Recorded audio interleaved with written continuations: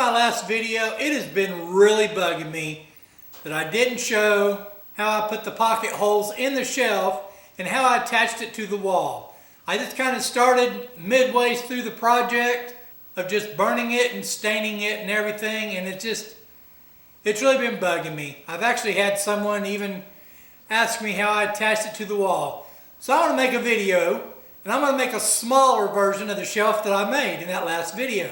I need a shelf out here in my shop for my clock that I have, because it's sitting on the bench beside me over here, and usually stuff gets put down in front of it. Then when I'm standing way over there or way over there, I can't see it because it's sitting behind something. So I'm going to build a shelf to put it up on there, and I've been meaning to do that. But I thought, hey, what better way to demonstrate how I made those shelves in the last video, and I'll just make one of those shelves for my clock out here in the shop. Okay, here's the clock that I was talking about. Nothing fancy, has a radio on it. I never play the radio because I either got a stereo going or my TV going. It's just your average, everyday, run-of-the-mill digital clock. Of course, it's not plugged in. So first off, I need to get a board for this to use for the shelf. Okay, here's a piece of scrap left off the original shelves that I made, and it'll be just fine. I mean, that fits on there good, but it is just a little too big. So let's do some measuring. Okay. This thing is about 7 inches by 4.5. So we don't want to make it exact. I mean, I'd kind of like it to hang out about right there. So it's about a 1/2 inch. Then another 1/2 inch over there. So I would say we need to make this thing 8 inches wide.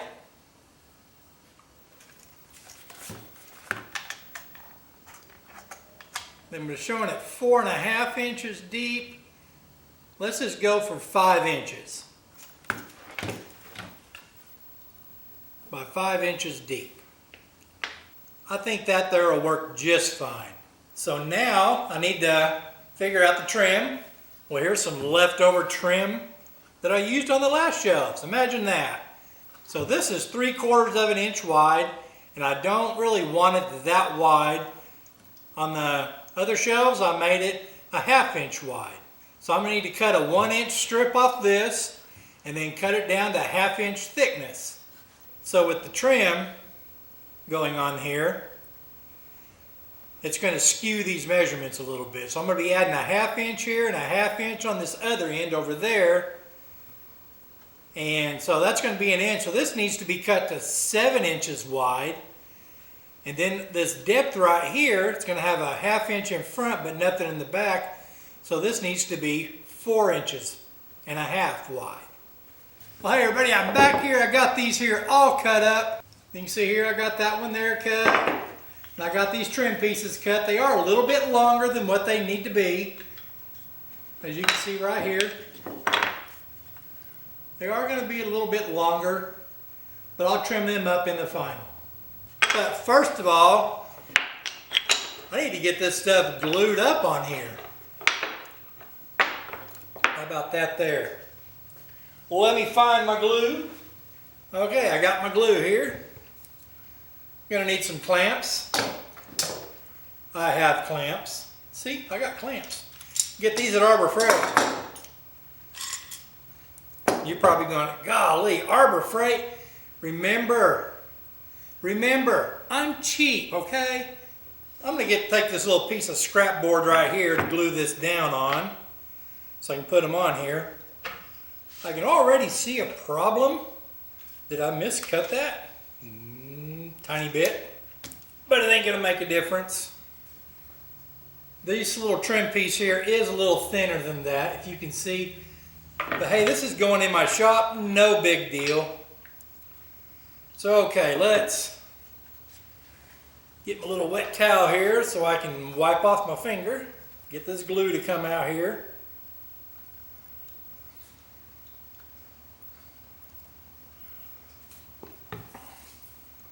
Okay. Spread that glue around in there really good. Do this side right here. wipe off my finger. Pick which side I want to be the front. I'm going to pick this side here. This side has a knot. So we'll just set this down in there. And set that there. Then we'll line these up on the edge. Okay. Clamp that in there. Do a little of adjusting here because it is wanting to float around in there. Put this one here on. Okay. Make sure these are flush here in the front. They're flush enough. Also make sure it's flush back here. It's actually up a little bit.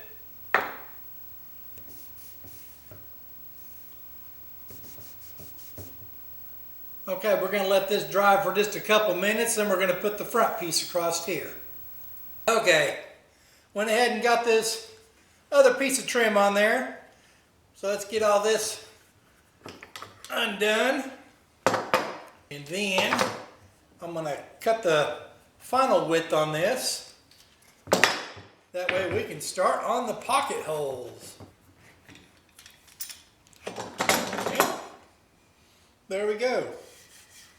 I just need to trim these back edges off right here, and then we can put the pocket holes in there. So I'll be right back.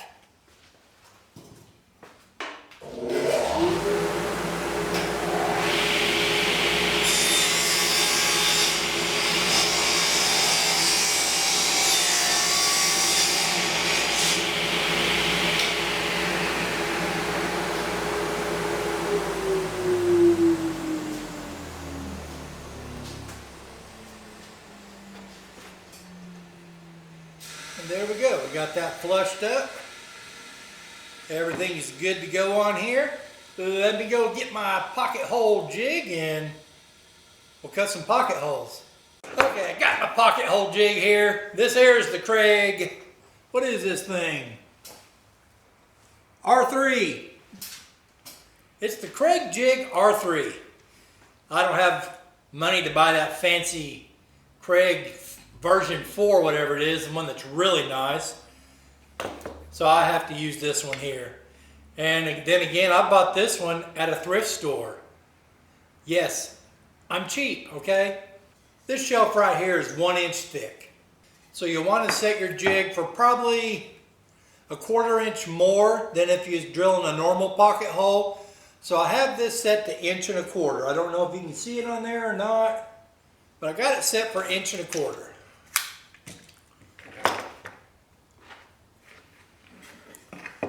And hopefully that's where the screw's going to come out below the midline on this shelf right here. So now we need to kind of figure out where we want the holes on this. I'm sure 2 screws is going to be enough. The other shelves I had, I used 3 screws on to get them to hold to the wall, and they sunk into the studs. But I'm on 2-foot centers here in this shop, and this is a lot narrower than 2 foot. So I'm just going to go into the OSB that's on my walls here, and it should hold up fine. It's just going to hold a clock. It ain't like it has to hold a ton of weight. So let's kind of, measure out here. Let's figure if we do 2 inches from each end. Think that sounds fair? That'll look good, I guess. Then I'll have to, I just kind of put a line here so I can get the jig lined up on there. Yeah, that Craig R4, I believe it is. That thing there, you can just put the wood in it and it just automatically built-in clamp. You don't have none of this stuff here. Now I do set the ring collar on the drill bit to whatever the thickness of the board is. So this is a 1 inch thick board. I do set this like I'm drilling into 1 inch. but the jig part here is back farther. So it's going to make, you know, the point of that screw is going to come out below the center. Man, that's hard to say. Okay, let's see here.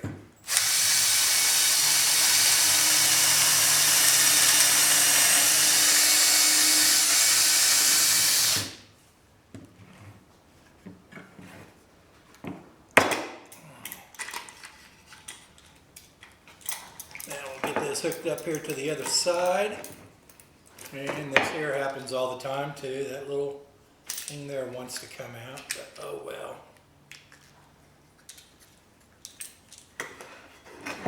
That's what I get for getting a deal, I guess.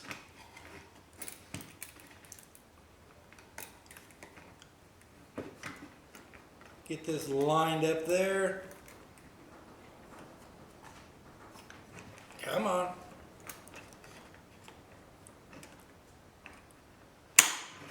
There we go.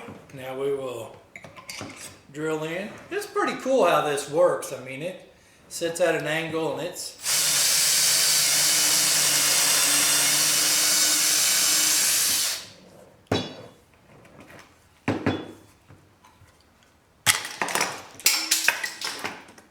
I'll get that later. Okay, I'm going to put a screw in here just so we can see about where that's going to come out at.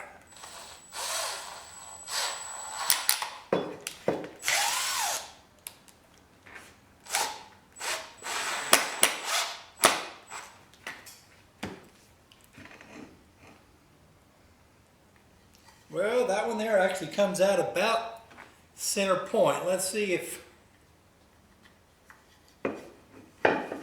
that one there went in just a little different. Let's...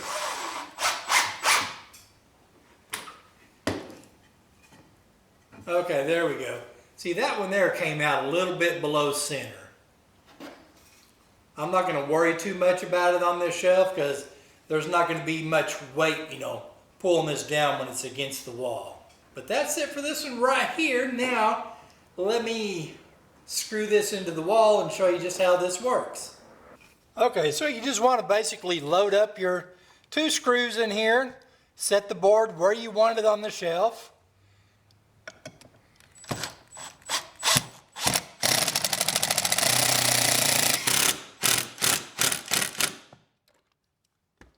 Put your 1 screw in. Then get you a level. Wow.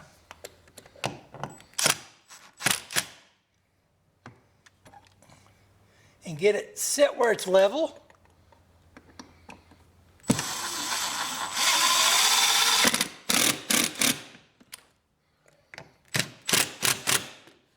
Tighten them up.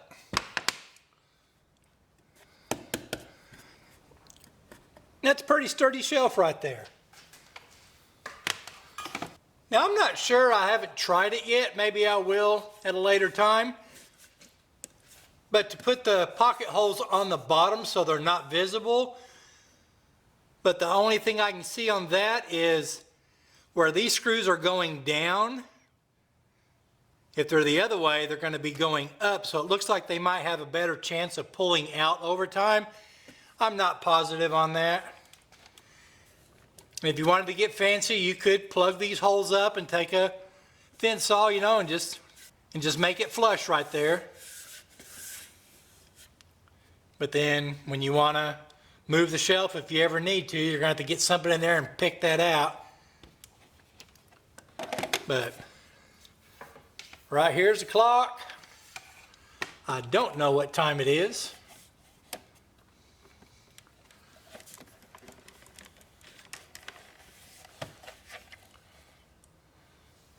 Might get a little Velcro and put underneath there just to kind of hold that thing straight on there. But I should be able to see that from anywhere in the shop or close to anywhere. Well, everyone, thanks for watching. I hope this helps. I know it's a little confusing. Some people have asked about, you know, well, hey, how does that hook to the wall and everything? So I thought, why not make the first part of a video after the second part of it was done? That's what it feels like that I did. So that's how I made the bigger shelves on a smaller scale. Well, hey, thanks for watching. Be sure to like this video, subscribe, share this thing. If you know anybody that likes floating shelves. And you know what I'm gonna say? No. See ya!